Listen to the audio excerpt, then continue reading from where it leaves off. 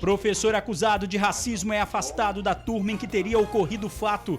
Um processo administrativo foi aberto. O reitor nega que o desempenho de cotistas é inferior e o primeiro desembargador negro do estado apresentou uma representação criminal contra o professor.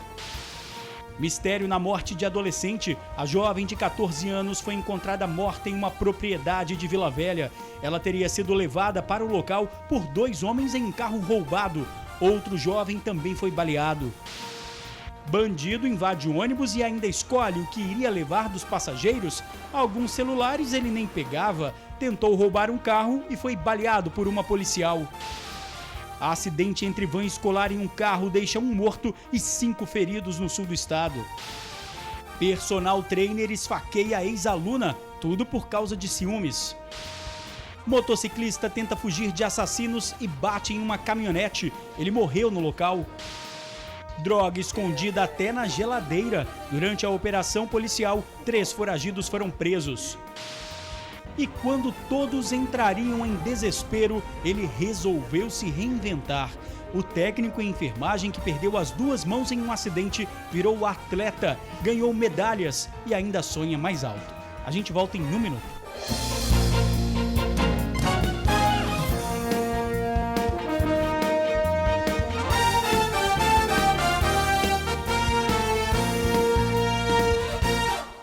Olá, boa noite. Professor da UFES acusado de racismo é afastado da turma onde aconteceu a confusão.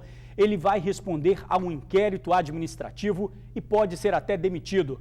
O primeiro desembargador negro do estado também fez uma representação criminal contra o professor. A primeira decisão tomada pela reitoria da Universidade Federal do Espírito Santo foi o afastamento do professor Manuel Luiz Malaguti, da turma de Ciências Sociais. Um dos alunos desta sala denunciou o professor de Introdução à Economia Política por racismo. Para o reitor, a convivência entre o professor e os alunos da turma poderia afetar no processo de ensino e aprendizado. Na nossa universidade, eu particularmente, somos contra qualquer tipo de discriminação social, racial, de opção sexual, de gênero. Nós vivemos numa sociedade plural, numa sociedade complexa, numa sociedade com imensas desigualdades sociais e todos nós somos membros dessa sociedade e devemos nos respeitar enquanto seres humanos, como pessoas que querem contribuir para a construção de um país que tenha melhores condições de vida e seja um país politicamente e socialmente justo. Malaguti trabalha na Universidade Federal há 20 anos. Se diz contra o sistema de cotas que permite que negros, indígenas e famílias de baixa renda possam ter acesso ao ensino superior.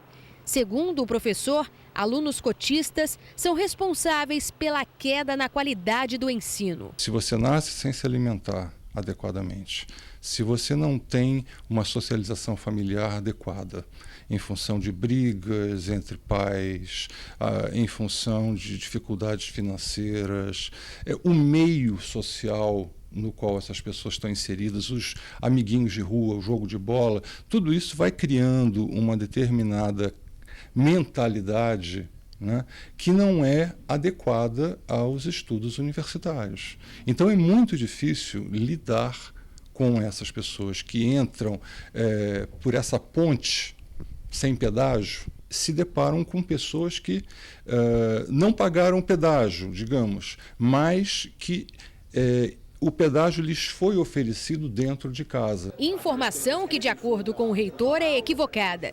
Ele explica que alunos que ingressam na UFES por cotas apresentam o mesmo desempenho dos demais. Está equivocado.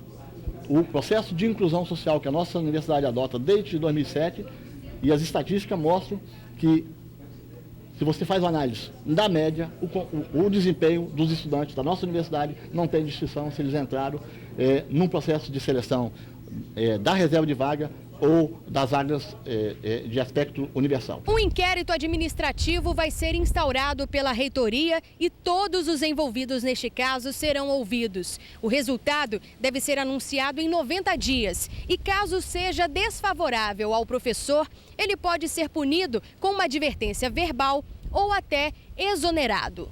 No campus da UFES, alunos se uniram e protestaram pedindo a saída do professor Malaguti. Após a repercussão do caso, o primeiro desembargador negro do Espírito Santo, William Silva, afirmou que o professor adotou uma filosofia nazista e que não deveria estar em uma sala de aula cometendo crime. Além disso, apresentou uma representação criminal ao Ministério Público Federal contra Malaguti. O sujeito fazer uma afirmação dessas é como se ele estivesse adotando a filosofia de Hitler. Ele é nazista, ele não podia estar dentro de uma faculdade. Ele, na qualidade de formador de opinião, está dentro da universidade praticando crimes.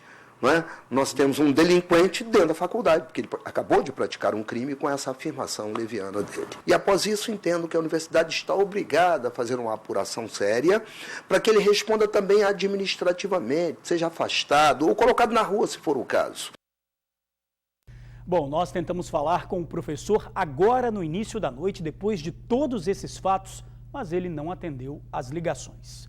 Uma adolescente de 14 anos foi executada com um tiro em Vila Velha. Um rapaz que estava com ela também foi baleado. O corpo da adolescente foi encontrado por um vaqueiro. Estava nesta propriedade rural, às margens da rodovia Leste-Oeste, em Vale Encantado, Vila Velha. A vítima, identificada como Gisele Ribeiro, de 14 anos, levou um tiro no pescoço. O crime aconteceu no começo da tarde e chamou a atenção de moradores de bairros vizinhos. Testemunhas contaram à polícia que depois do assassinato, 2 homens teriam sido vistos fugindo em um carro prata. De acordo com a polícia, o veículo teria sido roubado justamente para cometer o crime. Segundo a polícia, um rapaz ainda não identificado estava com a adolescente. Ele também foi baleado e socorrido pela PM ao Hospital Antônio Bezerra de Faria, no mesmo município. A polícia não confirma que as vítimas tenham envolvimento com o tráfico. O caso está sendo investigado. Acidente com uma van que transportava estudantes deixa um morto e 5 feridos no sul do estado. Foi no início da tarde na rodovia que liga Cachoeiro de Itapemirim à BR-101. De acordo com as primeiras informações, o motorista de um Fiat Uno tentou uma ultrapassagem em local proibido e bateu de frente na van. Com o impacto, a van que transportava estudantes de escolas particulares de Cachoeiro capotou. O motorista do Uno, Paulo Roberto Calegari, de 31 anos, morreu na hora. 2 estudantes estão gravemente feridos. Outros 3 foram atendidos e liberados. Homem é perseguido por motociclistas e assassinado em Cariacica. Ele também estava de moto e, na tentativa de escapar dos criminosos, bateu numa caminhonete. Robinson Alves Félix tinha 33 anos. Ele passava pela rua Pedro Nolasco, no bairro Itacoari, em Cariacica, quando foi morto. No corpo, a perícia encontrou 10 perfurações. Na cena do crime, muitas cápsulas de calibre .40. Até nesta rua lateral foram encontradas cápsulas. Robinson era morador da região e teria envolvimento com o tráfico de drogas. Moradores disseram para a polícia que a vítima foi perseguida por 2 homens em uma moto. Os criminosos efetuaram vários disparos contra o rapaz. Mesmo baleado, o motociclista continuou pilotando, mas perdeu o controle e bateu nesta caminhonete que seguia no sentido contrário. Robinson foi arremessado contra o para-brisa. Ele ainda teve forças para tentar fugir. Voltou correndo pela mesma rua, mas a emboscada estava armada e ele não conseguiu escapar da morte. Com medo de ser atingido pelos disparos, o motorista da caminhonete fugiu pela janela do carona. Minha porta agarrou, eu pulei pela janela e saí correndo ao contrário, né? Porque eu não sabia direito o que podia estar acontecendo. Abandonou carro, abandonou tudo? Tudo, eu queria só me salvar, né? E meu colega. Aos 50 anos de idade, ele diz que nunca passou por nada parecido. Apesar do perigo que correu, só machucou o pé. Agradecer a Deus porque não aconteceu nada, né? Com a pessoa, né? Com o meu físico, nem com o meu colega. E a caminhonete a gente trabalha com certo, né? Foragidos da justiça são detidos. Na casa de um deles foi encontrada droga até na geladeira. Os 3 homens eram foragidos da justiça. O mais perigoso, segundo a polícia, é Rafael de Carvalho Rodrigues, de 20 anos de idade. Ele responde por um homicídio acontecido em fevereiro em Nova Carapina 1, na Serra, bairro onde morava. Lagarto, como é conhecido, fugiu quando a polícia cercou a casa dele. No momento da prisão, ele inclusive invadiu uma residência onde havia um casal e 2 meninas. Ele foi preso dentro dessa residência com 2 revólveres, calibre 38, todos os 2 com numeração raspada e municiados. Ele estava com mais 11 munições na mão. Na casa dele, a polícia encontrou 56 pedras de crack, 49 papelotes e 111 gramas de cocaína que estavam escondidos em um cesto de roupas e 42 buchas de maconha na geladeira. Rafael não quis comentar sobre os crimes. Só na presença do advogado e do juiz. Já Mauro Paulo Rodrigues, de 37 anos, foi preso, segundo ele, quando seguia para o trabalho em Planalto Serrano. O auxiliar de obras foi condenado a 12 anos de prisão por atentado violento ao pudor. O crime ocorreu em 2008 contra uma enteada dele, que na época tinha 11 anos de idade. O senhor nem sabia então que já tinha sido condenado? Não, eu não sabia. Eu não sabia de nada, poxa. Eu estava indo trabalhar. De abril até o início de novembro, a Superintendência de Polícia Prisional cumpriu mais de 1.000 mandados de prisão, a maioria por crimes de homicídios, roubo e tráfico de drogas. Bandido invade ônibus e assalta passageiros, mas ele ainda fazia escolhas. O celular que não gostava, deixava para trás. Na fuga, tentou roubar um carro e acabou baleado por uma policial do Serviço de Inteligência da PM. Veja com Tainá Lopes. O rapaz deitado no chão, cercado por policiais militares, é Daniel Almeida Soares, de 19 anos. Daniel entrou no ônibus da linha 124 em Jardim da Penha e assaltou passageiros. Chegou a selecionar o que queria roubar. Ele levantava a camisa, mostrava uma garrucha e pedia os bens que os passageiros tinham. E escolhia os bens.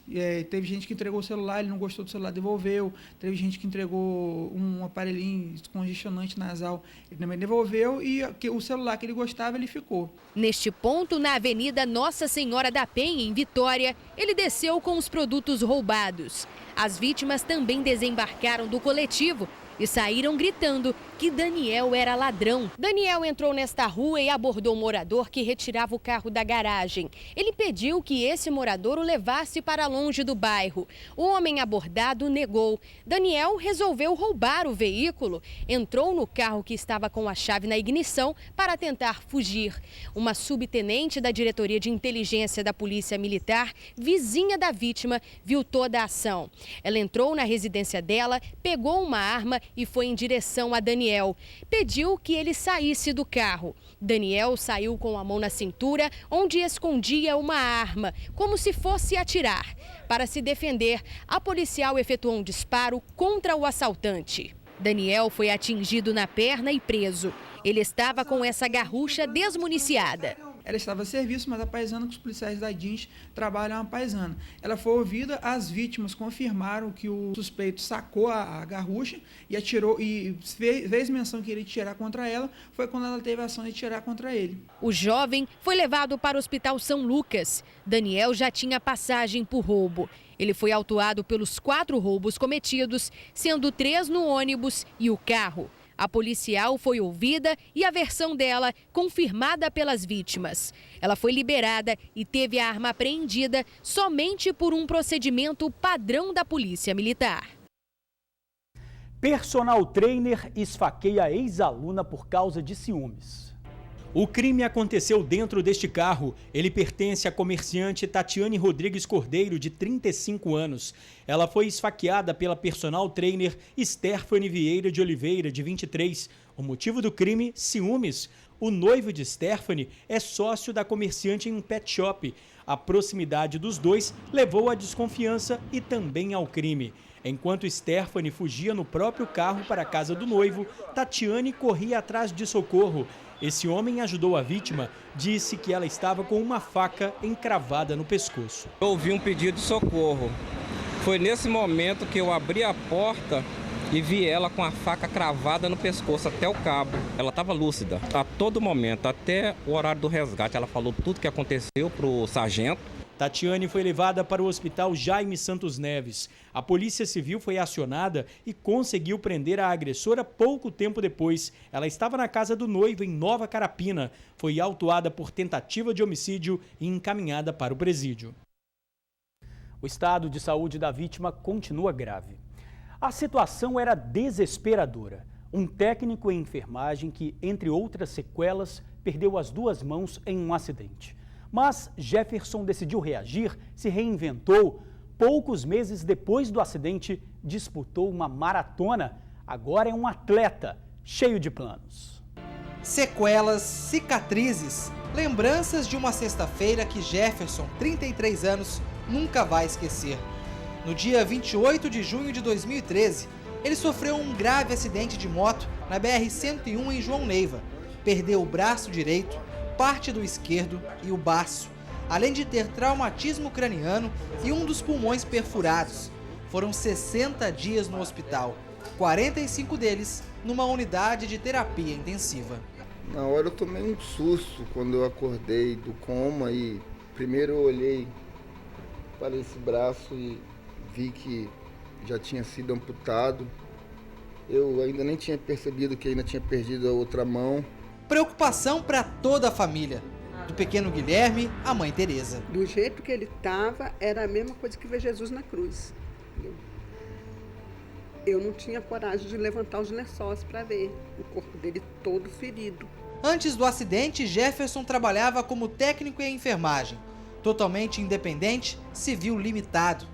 Sem as duas mãos, foi obrigado a se adaptar à nova realidade. Eu era uma pessoa ativa, eu trabalhava, estudava, me divertia. De uma hora para outra eu me vejo aposentado, inútil. Em meio à recuperação, em maio deste ano, Jefferson trazia o filho Guilherme para a escola. Poderia ter sido um dia qualquer, mas não foi. Foi o dia que a vida dele iria mudar. E para melhor, Jefferson foi apresentado ao esporte, ao atletismo. Foi descoberto num projeto esportivo que acontece nas dependências do IFES, o Instituto Federal do Espírito Santo, onde o filho treina futsal. Jefferson é considerado um prodígio. Em 6 meses já acumula medalhas e participações em importantes competições, como as maratonas de São Paulo e a meia maratona do Rio. Tem um futuro brilhante porque ele tem um perfil de um atleta, ele é disciplinado e tem essa força de vontade de vencer. E agora já está se preparando para a próxima, que é a São Silvestre, né? Desde que trocou o ócio pela corrida, Jefferson viu a vida dele se transformar. Com apenas 3 meses de treino, eu corri 18 quilômetros, que foi as 10 milhas garoto, né? E agora, com um pouco mais de 5 meses, já corri uma maratona, que são 42 quilômetros, 195 metros. Eu acho que nem eu sabia que eu era tão resistente assim. Com a cabeça erguida, ele sonha e agradece. Sobreviver ao acidente foi um milagre. Agora, Jefferson quer lutar para competir nas Paralimpíadas do Rio de Janeiro em 2016. Independente de qualquer resultado no esporte, para o filho Guilherme, o pai já é um orgulho, um herói. Eu sinto que meu pai está se superando todo. Seu orgulho? Seu herói? É.